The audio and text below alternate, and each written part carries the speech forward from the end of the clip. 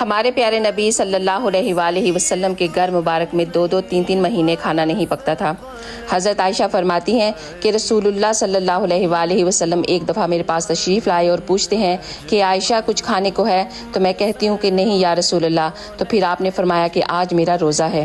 حضرت انس بن رضی اللہ تعالیٰ عنہ نے فرمایا ایک مرتبہ حضرت فاطمہ الزہرا نبی کریم صلی اللہ علیہ وآلہ وسلم کی خدمت میں روٹی کا ایک ٹکڑا لے کر آئیں۔ آپ صلی اللہ علیہ وآلہ وسلم نے پوچھا کہ تمہیں یہ ٹکڑا کہاں سے ملا ہے؟ تو انہوں نے بتایا میں نے ایک روٹی پکائی تھی، میرے دل کو گوارا نہ ہوا کہ میں اکیلی اس کو کھاؤں، اس لیے یہ ٹکڑا آپ کے لیے لے کر آئی ہوں۔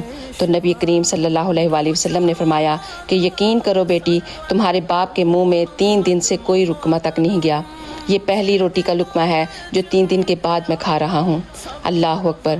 حضرت سیدنا عائشہ بتاتی ہیں کہ آل رسول نے کسی بھی دن 2 وقت کھانا نہیں کھایا، اس میں ایک دن کھجوریں ہوتی تھیں اور ایک دن پانی ہوتا